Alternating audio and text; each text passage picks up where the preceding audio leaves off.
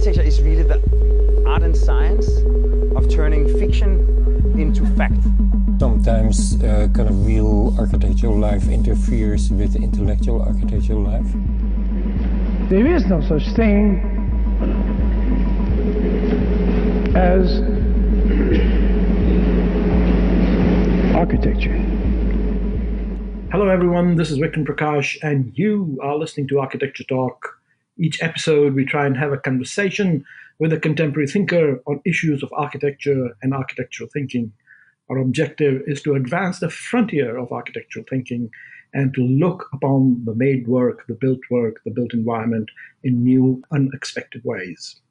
And so today I'm talking to Christian Hedrick, who is a graduate of the History Theory and Criticism program at MIT, and who, along with his colleague Muhammad Al-Khawaz, recently put together a superb module on Islamic architecture for the GAHTC. I'm excited to talk to Christian not only because of the interesting way in which they have put together the content of this module, which is based on materials and techniques, but also because, in fact, their module is the most downloaded module on the GAHTC platform. So I thought it would be worthwhile having a conversation with Christian to find out how they had put the module together. Here we go. Let me just start by saying welcome to Architecture Talk, Christian. Thank you for doing this. Thank you. You know, I have had such a wonderful time the last couple of days looking through all your slides. And I'm just so struck by the thoroughness, carefully articulated intentionality, and extensive illustration and supporting notes that you have put together, you and your colleague, Muhammad, have put together for this module. So first of all, thank you for doing this for GAHTC. And I wanted to ask you a question about how you have organized it. And you have it organized by, well, I first thought by materials, but I guess they are by construction techniques. You have a module on what you call brick in the Islamic world, ceramic tiles in the Islamic architecture, stone in Islamic architecture, stucco, and then a slightly odd category of the pointed arch in Islamic architecture. Yes. But I can sort of see the logic. So I was wondering if you might respond to the question of, how does pointed arch follow the, very material-based first four categories? Can you respond to that question and in the process basically introduce the concept of your module to us? Sure. How have you organized it with respect to Islamic architecture? Absolutely. That's a great question. Sort of the defining, organizing category, I guess. You are correct in suggesting that it's not simply materials, but some things can be considered techniques as well. But you're right. The pointed arch seems to be the outlier. And that's for a number of reasons. During the proposal process, we had the number of lectures had expanded and contracted, and these were the final ones that were agreed upon. Okay. And so the pointed arch is a personal favorite subject of mine. Uh-huh. And I find it incredibly interesting that it is very often something that is used as a kind of explanation for what is Islamic architecture. Right. Many people will go right away to the pointed arch. And in the kind of a sort of a Western survey, there's, of course, the pointed arch doesn't show up until the 12th century, really. And we start talking about it with Abbasid and the sort of genesis of the Gothic, right, if you will. Right. But what we have in Islamic architecture is, of course, it precedes that date. We all know that. Mm-hmm. There were many 19th century archaeologists and people interested in the origins of the pointed arch who were traveling to Egypt and other places looking for these earlier buildings. Right. And so there's always the eternal 19th century question, which is, what's the origin of the pointed arch? We were very careful in the kind of intro to the Pointed Arch lecture to sort of say very clearly, this is not another exercise in the 19th century sort of seeking out an origin. But we thought it was fair to at least deal with it because it seems to be such a kind of a common topic. I hear it all the time. So what is the point you are making? Are you saying that it's a stereotype of Islamic architecture that is highly contestable, or is it both representative and yet worth problematizing? I suppose the greater argument is that the Pointed Arch belongs to a number of different architectural traditions. Of course, it has a primary place within the Islamic architectural tradition. It's in sort of Gothic architecture and afterwards, but it exists before. Right. So we see it in some Byzantine examples, and there are theories about its origin possibly in Persia. There's Roman bridge, which is pointed arch, right? So there's all sorts of questions about who has the first one, right? We're not really interested in that. We're interested more in saying the pointed arch, really at the end of the day in the lecture, is you can use things like the pointed arch to start to have a conversation about exchange, cultural exchange. Where did the arch come from? Not necessarily sort of its origins. How did it migrate from one place to another? Or how did it move around Afro-Eurasia, right, for example? It's a great example precisely of what we call global thinking, which is sort of processes and transfer, translation, exchange, and interaction of architectural motifs. Exactly. What's your favorite example of unexpected exchange around the pointed arch? This struck me as a kind of interesting subject because there are so many examples in Islamic architecture where the most famous one being the North Dome at the Great Mosque of Isfahan. And this is constantly cited in this Seljuk Sunni revival moment. Very often the way it's photographed by Arthur Upham Pope and everybody else. It's always framed and made to look like what we imagine is a Gothic cathedral. So we included that.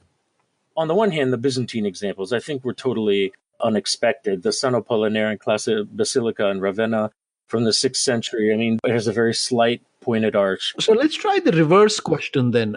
How did it become this kind of shorthand for Islamic architecture, I presume in the 19th century? Well, possibly could have to do with, some of the exploration or the scholarly interest in the Middle East. Of course, this is the era, starting with 1798 and Napoleon with all the Description de l'Egypte and all of this production of visual material culture being conveyed to the West in a variety of different books and formats, and in particular Pascal Coast. So the drawings that are sort of emerging and showing up in these various collections throughout Europe, this is the moment that we're able to have the Egyptian revival and interest in Orientalism starts to really expand and spread around the continent. And contrary to, I think, what used to be the popular belief, in many respects, it was looked at as a kind of a serious interest. What kind of architecture are we talking about from this different location? And, of course, there's a mix of sort of Orientalist ideas, but also structural ideas and things like this. Let's pause for a moment on the question of Orientalism. I get the feeling that, somehow there was this Orientalist separation with the round arch being somehow identified with Christian Western civilization, and therefore by Orientalist opposition, the pointed arch is to be more identified with Islam. That's certainly the British case. You're zeroing right in on Christopher Wren writings about how the Gothic is Oriental and, it has no place in England and, very anti-Gothic because of its believed to be association with the Islam. And so there are plenty of thinkers talking about these different ideas. It's just amazing, the sort of variety of theories that were coming out in the late 18th and 19th century, which the origins of the pointed arch and where is it coming from, and everything from the theory of French peasants tying sticks together to distant sites in Persia and all these sorts of things. So it's just a big range, right? And we're not necessarily saying one or the other is right or wrong. We're just trying to point out or highlight where these are. And really, again, at the end of the day, I think it can spur a conversation about exchange and sort of overlap and influence within architectural circles, whether that's tradespeople or whether it's something else. So let's shift to a different material, and perhaps you can tell us some other stories that you're looking at. I thought that your lecture on ceramics, which is, I think, the second lecture, is also fascinating in terms of the story of the movement of the ceramic tiles, I suppose, in that world before they kind of became more ubiquitous. And you have this fascinating story of the tiles that reached the great mosque of Caravan finally. Can you tell us that story and talk to us a little bit about what are your thoughts about ceramics and how they traveled in that world? Sure. That's also one of my favorite stories. And basically the lecture is crafted around that story, more or less. Right. Beautiful story, yeah. Well, art historians had come across these tiles that were sitting in the mihrab of the Great Mosque of Kairouan, the Sidi Oqba Mosque, as it's often referred to as well, in present-day Tunisia. And there were theories about where they may have come from. There were these very beautiful, very intricate, clearly sophisticatedly produced ceramic tile in a variety of different motifs. So they were lusterware, so they had the kind of unoxidized metal in the glazing, right? So it produced this kind of incredible translucent finish to the tile. And so there are some textual evidence that talks about the governor at the time who got these as a gift, right? And there's some debates about why he was given these as a gift. I think the safest thing to say is that this is a kind of representation of the relatively new Abbasid Empire out on the fringes, right, at the periphery, the way out there in northern Africa in the early days of the Abbasid Empire. And so the story goes that he was given these tiles as a gift By the caliph. And where did he get them from? Well, that's the question. So art historians had given their formal analysis and said, there's two different types of tiles here. There's the polychrome tiles and the monochrome tiles. Polychrome tiles, we think, are from the Samarra, Baghdad area. Okay. This is the theory, right? So they were a gift from this workshop there, but that the monochrome tiles were copied and they were done much closer to the source of Kairouan, like somewhere in northern Africa. So that was the theory, right? Because the monochrome were not as impressive. And he supposedly got these as a gift and was going to put them in his private palace. And to make a long story short, he did some things of questionable ethical character and ended up sort of giving them to the mosque, right, as a kind of gift. So that's how they end up in the mihrab. He was going to put them in his own like private bathroom or something. And so they end up in the mihrab here. And then, of course, you know, even in all the typical textbooks, that's the story. The monochrome ones are locally produced and the polychrome ones are from somewhere in the Baghdad, Mesopotamia area, right? So what I found quite fascinating was it, you know, when I learned it, that's what I learned. But of course, that's not the entire story. If we look closer at these examples and even closer through some scientific literature, we have to go outside of architecture and history.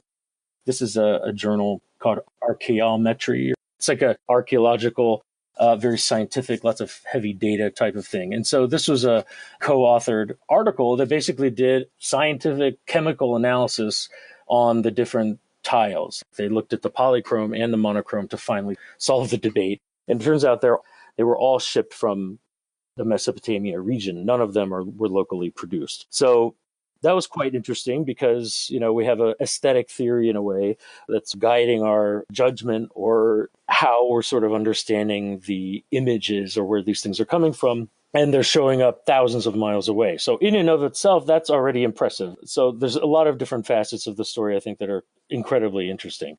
On the one hand, somebody had to carry these fragile tiles thousands of miles. It's not like salt, if it breaks, it's okay, or something else, right? These are pretty important pieces of tile. Right. Wasn't this happening quite a lot? A lot of people carrying tiles from here to there, from China to this part of the world, around the world. There are Chinese tiles showing up in South India as well. Well, the thing is, we don't really have any in this area, right? We have some theories, I think, not really dominant theories. They had talked about this direct influence from China. So techniques had existed in China, And these tiles were starting to show up in the eastern end of the Abbasid Empire, right? And so then they were learning from the Chinese how to do some of these tiles and inventing their own techniques. That's what the caliph chooses to send as a gift. The ones that look Chinese. The ones that look Chinese, basically, right? So that's fascinating, right? Right. And so it's really just one of these stories, I think, that talks about a kind of global moment, right? I mean, we're having this sort of exchange between China and the early Abbasid Empire in Mesopotamia. And of course, we're literally shipping tiles to the furthest extent of the empire, right? Because not too far away, we still have the Ummayyads, who are still holding on to Andalusia. So we're on the very outer limit of the empire. Right. So that's a great story. I mean, there's this sort of Chinese presence, its influence and imitation under the Abbasid, manufacturing of tiles locally, presenting across the empire, carrying and rethinking. So why? I mean, the question is, the rest of the lecture accounts for how tiles became such a significant element in the architecture of the Islamic world. Of course, not just in the Islamic world, but certainly in the Islamic world. Why were tiles so adopted in the coming centuries in Islamic architecture, in the Islamic world? Well, I think one way in which we can respond to that would be to look at where some of these places were in terms of early construction, and specifically in terms of the early Abbasid Empire. In a way, it sort of needed a new aesthetic program to a certain extent. The Umayyads are invariably associated with mosaic and sort of adopting Byzantine aesthetic. The Dome of the Rock is argued it's basically a Byzantine building. So if we think about the kind of Abbasid origins and how they were disenchanted from the Umayyads and the split and the movement of the new caliphate further and further east, and really where we are is Baghdad and Samarra. And we're, a little bit in the middle of the desert to a certain extent. We don't have rock quarries like we do, say, in Egypt or even parts of Syria. Right, we don't have the kind of access to those types of materials. So really, we're talking about mud brick and fired brick and glazing things, and then eventually tile. So the tile becomes a kind of a revetment that goes on top of these things. And so that's why Samarra basically looks the way it does. There's basically nothing left. It is one of the largest archaeological sites in the world, but it looks like it's just a noli plan in a way when you're sort of like flying over it, right? You get to see all the bricks and basically have disintegrated and blown away. And so things that still exist are, say, the Great Mosque of Samarra, Tawakkil, and the Great Minaret. So these are basically mud bricks inside, and then they would put the baked bricks or fired bricks that were stronger on the exterior. So then to ornament, or if you wanted to treat that, you had to glaze the outermost layer. And so this is in Samarra, there's just endless fragments of just incredibly beautiful tile pieces of all kinds of different colors that have been found, that have been recorded by archaeologists.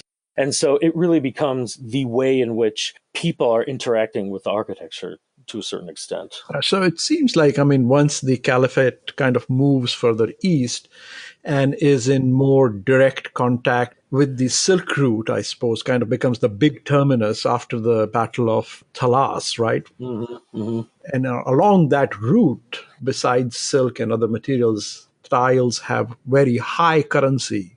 Also, I think, to distinguish themselves, what I'm hearing you say, from the Ummayyad, and because of certain material reasons connected to stone, tile becomes kind of the new brand identity of Islam with the Abbasid onwards. In this region, it seems to me something like that.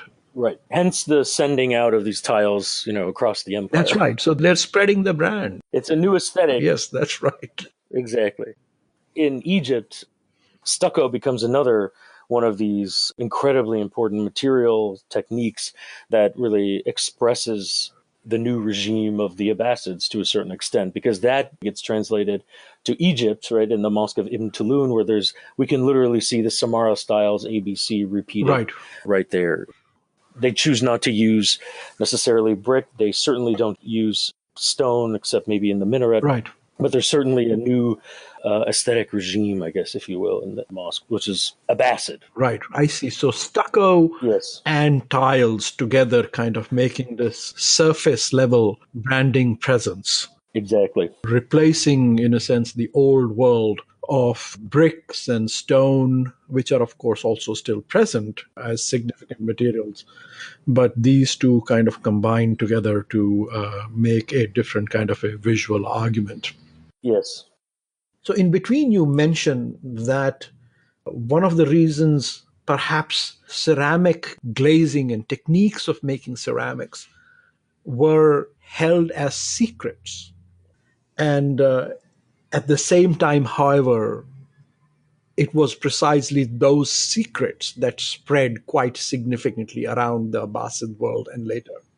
I wanted to ask what you thought about this kind of relationship between something that is held to be a secret and perhaps precisely for that reason becomes a reason why it spreads, because everybody wants to know that particular secret. Yes? Yes. The lecture certainly provides a lot of raw material for that discussion. Right. And, there are some fuzzy areas as to where maybe something was invented or who invented what. But you're right. On the one hand, I think the most illustrative example of that is in the terms and concepts, I think, that we have in that lecture. There's lots of different faience, glaze, mosaic, there's luster, metallic oxides. I mean, there's all kinds of required terminology in there that we were trying to deal with.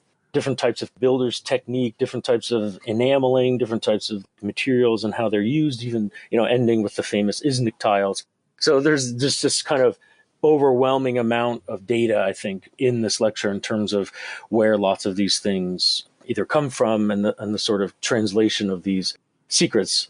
Looking more carefully into the history, the traditional narrative of Islamic architecture, these are often stories of individuals like Timur, who was notorious for not killing any of the artists, right? Bring them all back. So there's these literal stories of people who are artisans living in somewhere, and they're going to get dragged all the way back to Central Asia to produce tiles. So is that why he was stealing trade secrets? Probably.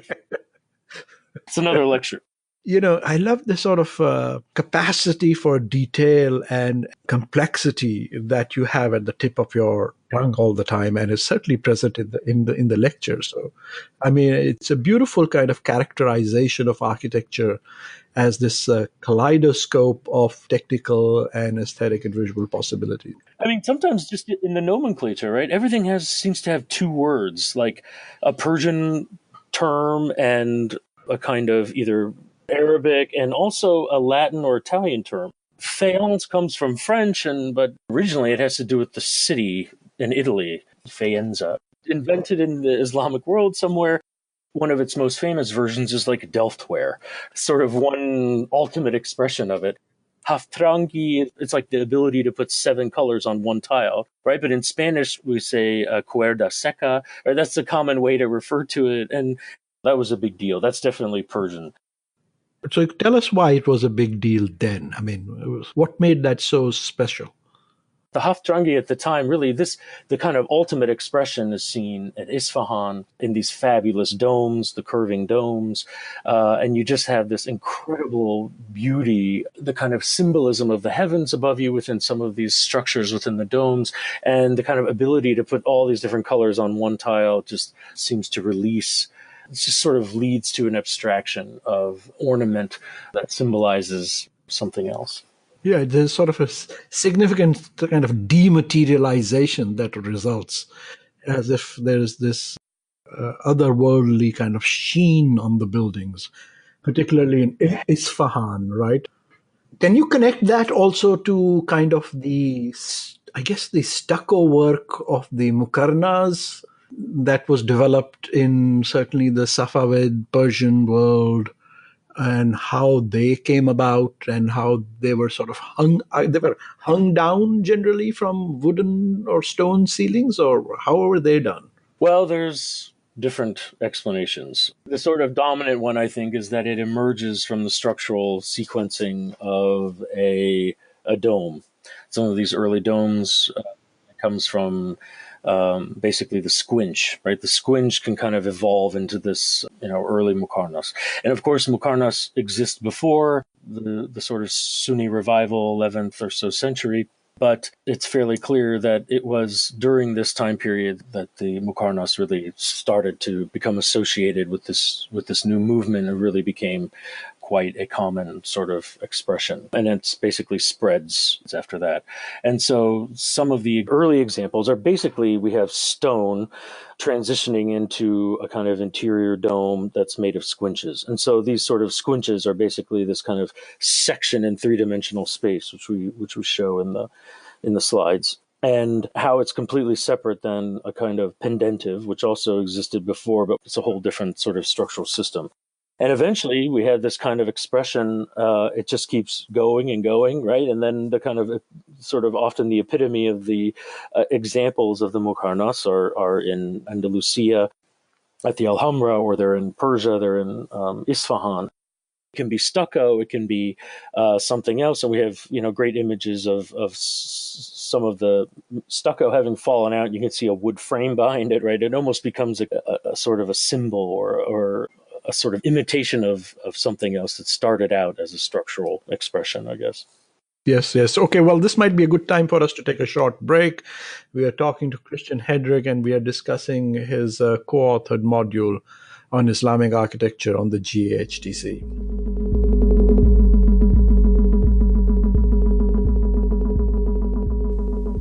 Hello, everyone. Thanks for listening to Architecture Talk. We release a new conversation every other Wednesday. So, if you're enjoying this conversation, please do be sure to visit our website and to check out some of the earlier conversations. From the website, you can also subscribe to this podcast and you can listen to the other episodes. You can also simply directly subscribe to us via Spotify or via the podcast app. And of course, we are available to be heard via any of the other podcasting apps that are available on the internet, such as Stitcher, Overcast, etc. We would also love to hear from you if you have any questions or just some comments, or even have a suggestion for a future episode. You can reach us via the contacts page on architecturetalk.org. Thank you for listening again.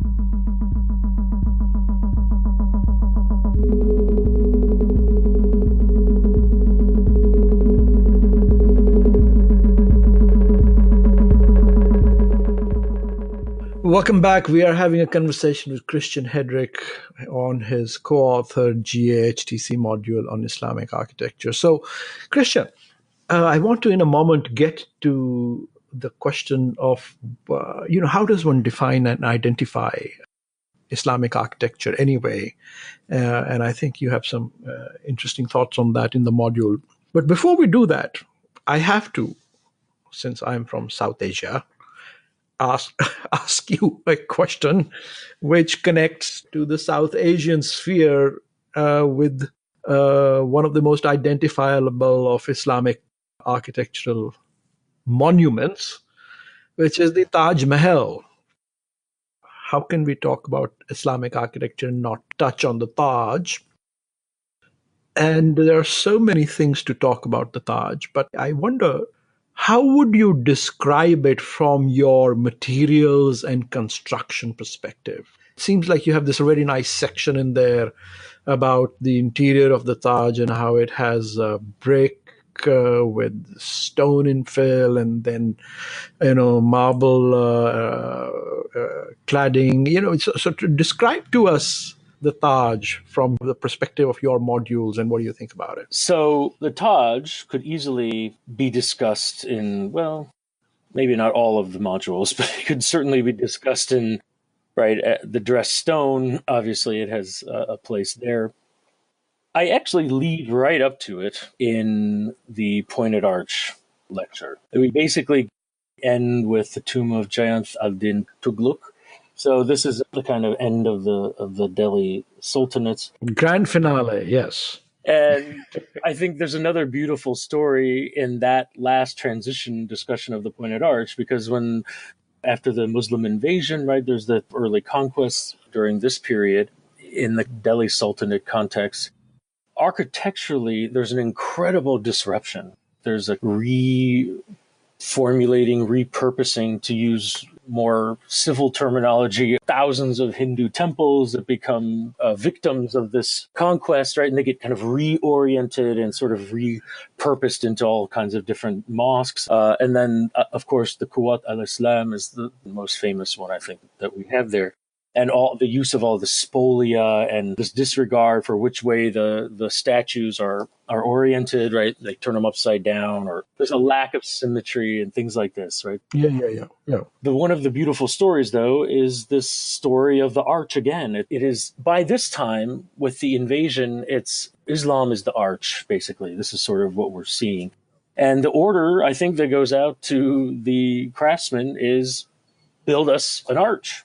And so all we have in this early stage are these corbelled arches. So we don't have any real arches. They're all sort of corbels that are like shaved off and then made to look like arches. So you're talking about the Quwwat al-Islam still? Yes. I mean, there's several other examples. Yeah, okay. But we end on the Tughlaq example because this is the beginning of the true arch in India. It's like, quote, true, meaning it performs like an arch. It has voussoirs. Yeah. You can still see that there's sort of this strange fusion between the sort of framing around the arch and the arch, like which, is it the voussoirs that take priority or this sort of frame that goes around it? We would describe that as kind of an unresolved sort of situation. Okay. And then from there on, they've got the arch. So then, of course, it's kind of ultimate expression. Then the sort of discourse, when we talk about the Mughals, typically in a survey where we're dealing only with them with maybe one class or 1.5 classes, we might talk about this transition from the art, from a sort of a structural transition to kind of more of a material transition into, of course, what becomes the Taj Mahal. And then we can talk about stone and highly dressed, beautifully well. So what do you mean by structural to dressed transition from the Tughlaq to the, let's say, the Mughal? What's the difference there? Well, I think the Quwwat al-Islam, basically the power of Islam, this large complex, they didn't seem to care too much about a marble facade. There's all kinds of different colors in the different stones, more about Right. So it's more sort of ad hoc, yeah. Exactly, and the kind of statement, right? And of course, the Minar, Qutb Minar, massive minaret that was imagined to be quite tall. But, as time goes on, we have a kind of material expression, which we're not talking about the arches anymore, really, with the Taj Mahal. It's sort of like, okay, we've already gotten here. Those are beautiful pointed arches. Right. We're talking more about this kind of transition of the inlay of the marble and how all that is working in terms of, of course, the romantic story of the Taj, of course, takes precedent often, things like this, right? So just, it's different ways of talking about architecture, I think, that we can use one story or another to get us somewhere. And clearly, the building could be used in several different lectures, and you could talk about it in several different ways. But it's just sort of how we ended up putting it together as part of the story here. Right. So that sort of gives us a sense of the complexity of the question of what is Islamic architecture, right? There are times at which it asserts itself via the pointed arch. There are times at which where it represents itself in this complexity of visual articulation, of delicacy. And then there, of course, we have talked about how it, in the Abbasid period, via ceramics and tiles, it institutes itself into global trade and techniques. So given all this, what does the term Islamic architecture mean to you? And how would you integrate it or distinguish it from a general sort of a global architecture? I mean, why do we continue to use the term Islam and we don't talk about Christian architecture anymore, really? Well, Islamic architecture, art and architects, basically historians of Islamic art and architecture, have gone through a kind of long and difficult process of trying to sort of define the discipline and assert a certain type of autonomy. We have Islamic architecture and art positions throughout the country. So there is a kind of agreed upon discipline, so to speak, right? Like what is exactly in there and is not is, up for debate. Are Coptic churches that have Muqarnas, are those Islamic? Right. There's all kinds of questions like that. There's plenty of mosques that don't look Islamic at all. They sort of look more classical. So there's a lot of different overlap and complexity there. But I think it has become a term with which we describe not simply just a sort of cultural expression, but it has many dimensions. There are plenty of sort of Byzantine craftsmen who were probably drafted to work on Islamic buildings here or there and vice versa, right? I mean, just look at the example of Sicily or in Spain, where there's a lot of back and forth in leadership. During the Normans, they were known to hire Arab craftsmen, Muslim craftsmen. And so we see like 3 languages, Greek, Latin, and Arab, written on all kinds of different things there. So we have Cappella Palatina in Sicily, which has Muqarnas on the top. Typically, it's often ignored, right? But it's at these peripheral moments, really, the whole kind of Spanish example and the kind of Italian example, where there's so much overlap, it's impossible to distinguish. What is Islamic architecture? And then historically, when we look at, historians or observers describing it, they'll use terms like Saracenic. What does that mean? So it's sort of up to us to try to give a kind of general category. The point of the lectures was to try to engage this idea of the global, or basically show how Islamic architecture can be both in a way autonomous. You can still talk about an Islamic architecture that exists, but also it can be fit into the global well. A lot of the origins of these studies, where Mohammed and I, in various different times over the past, have dealt with issues of, say, how Islamic architecture is represented in surveys. And this is, quite a variety of how that happens, right? I mean, I don't have to tell you how it happens. Sometimes it's relegated to a chapter. It starts with some early Ummayad palace or the Dome of the Rock, and it ends with Taj Mahal, right? This is the highlight of Islamic architecture. Right. Of course, the Ottomanists don't like that.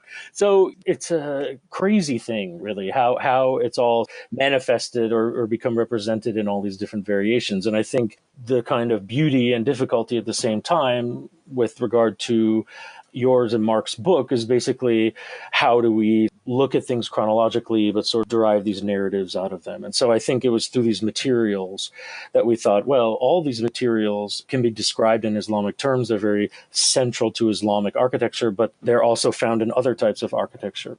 That's partly why we tried to make the modules accessible, so that people could access them through.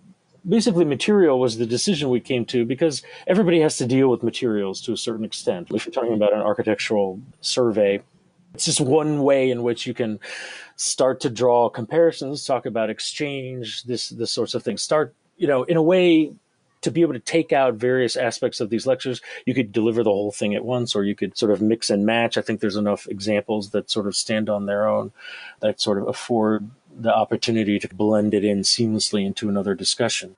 I think that's right. I mean, I think, by taking these materials as your starting points, I think you were able to very effectively demonstrate that the world of what one can call Islamic architecture both has its own characteristics, and at the same time can equally, it's like kind of depending on where you focus, you can read all those lectures as instances of just global architecture.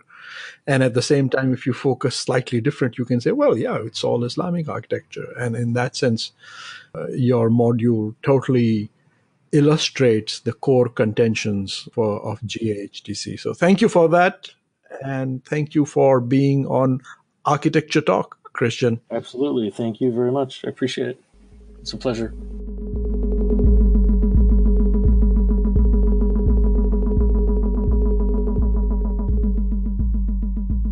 Thank you very much for listening to Architecture Talk. This is Vikram Prakash. I am the host of the show, and our show's producer is Elizabeth Umbenhauer. If you like the show, please do remember to subscribe on iTunes, Spotify, or wherever else you get your podcasts. And also take a moment and rate us on iTunes. Thank you very much, and see you next time.